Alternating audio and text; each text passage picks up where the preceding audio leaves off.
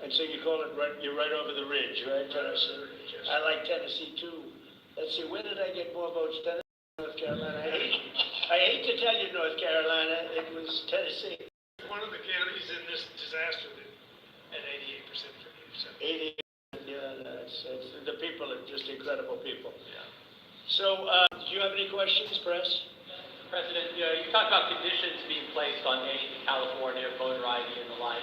Are there any conditions that you're going to put on aid to North Carolina?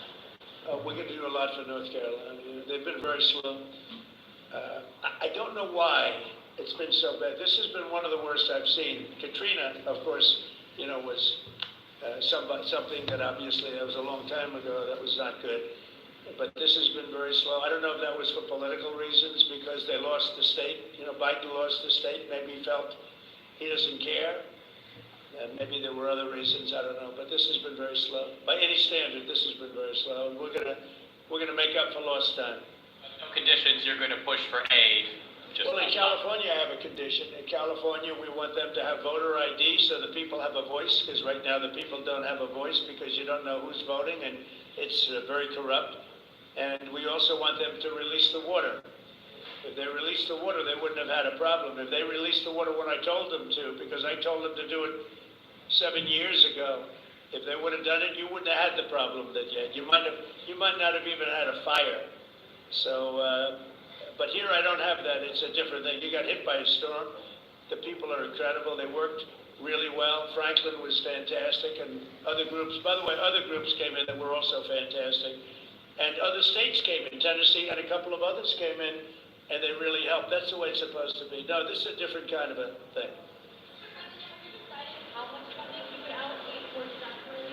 About what? Have you decided how much money you would allocate for disaster? I haven't just. I have to see what it is. Are you disappointed that Senator Schiff won't be working on this trip? It was reported he invited Senator Schiff to join him on this trip, and he was too busy. Are you disappointed? I don't know. I was told that Schiff was going to travel with us to California. I wasn't thrilled, to be honest with you. And I saw him last night on television. It looks like he got hit with a baseball bat or something. What happened to him? Something happened to him. It looked like he got hit. It looked like he got beat around. But I'll ask Caroline to find out what happened to him. No, if he wanted to come out, I would have done that. But I don't know. Somebody said that he wanted to come on the plane, but I think he's staying back for the votes. There's some pretty good votes going on. Yeah. What is your timeline for getting rid of FEMA? I would for this one. For this one? You just talked about possibly getting rid of FEMA. What timeline are you looking at, and how would you do that? Well, we're looking here you're talking about. To start, we're going to start immediately, timeline. And to finish, it's going to be a period of time. People are also rebuilding their houses. How long does it take to build a house, right? It takes some time.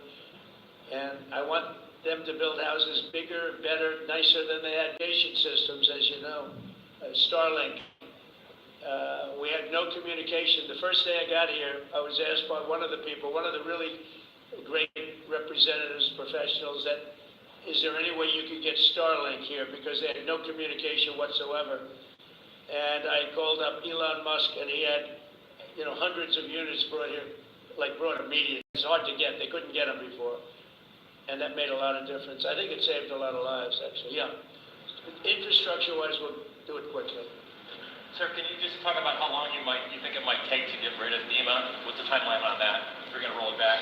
Yeah, I would say, look, as far as I'm concerned, I'm not really thinking about FEMA right now here. I'm thinking about Michael Watley, and I'm thinking about the 3 Congress people that you just heard from, and also the other people in Congress, and they'll be working with the governor. They'll be working with the governor, so that's what I see. Change the subject real quickly.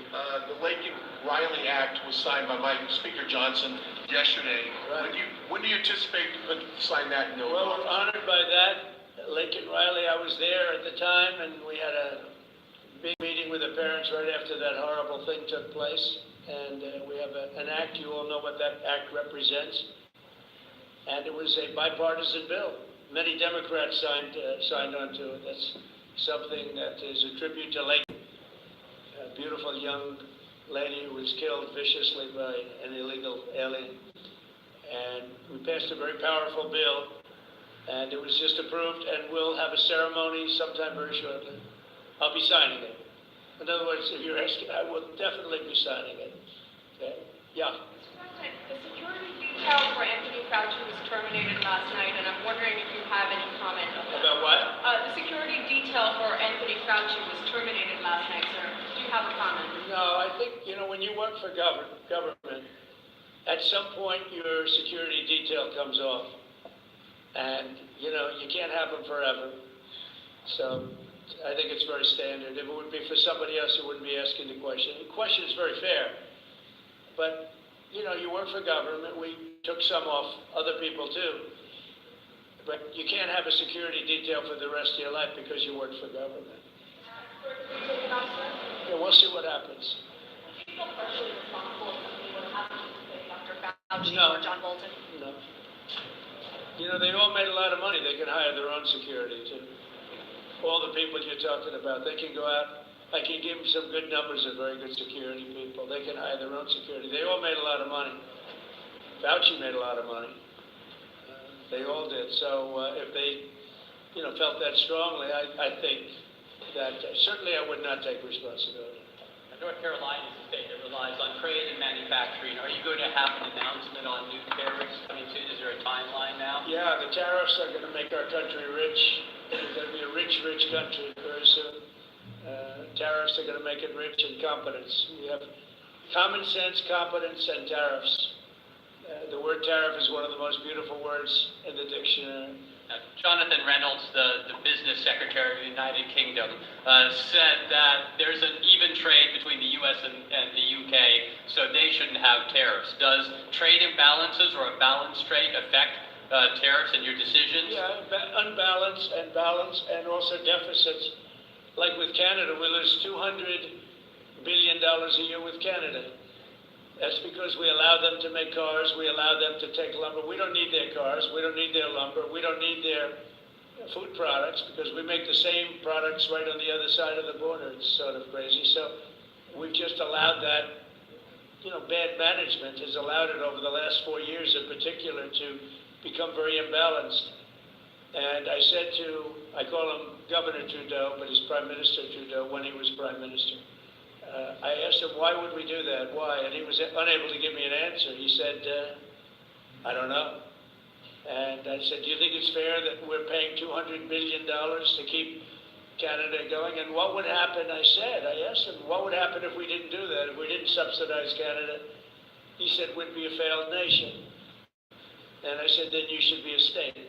Because why are we paying all of that money to Canada when, we could use it ourselves, right? So we take care of their military. We're going to order about 40 Coast Guard big icebreakers, big ones.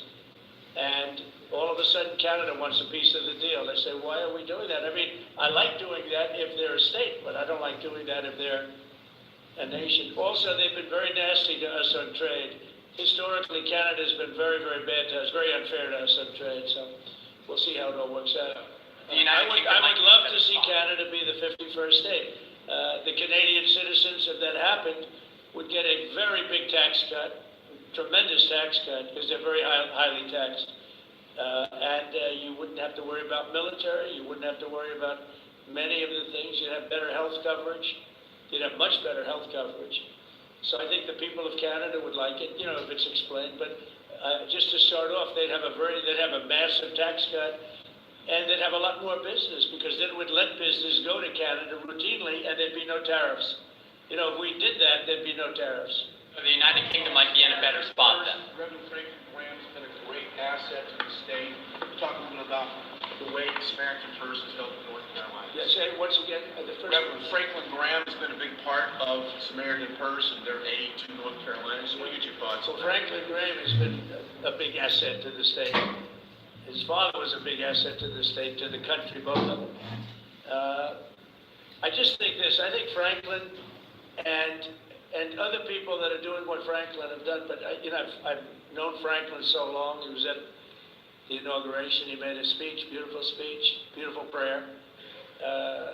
And just, he does a great job. And we made a big donation, and it was money well spent. Sometimes you make donations, it's not well spent. He's done a great job here. He's done a really great job. So I want to thank you. We're going to the site now, and one of the sites, and I think for those that haven't seen it, you won't even believe it, but not enough work was done. We'll get it done fast. And I can speak for the Republican congressman. We're going to knock it out, right?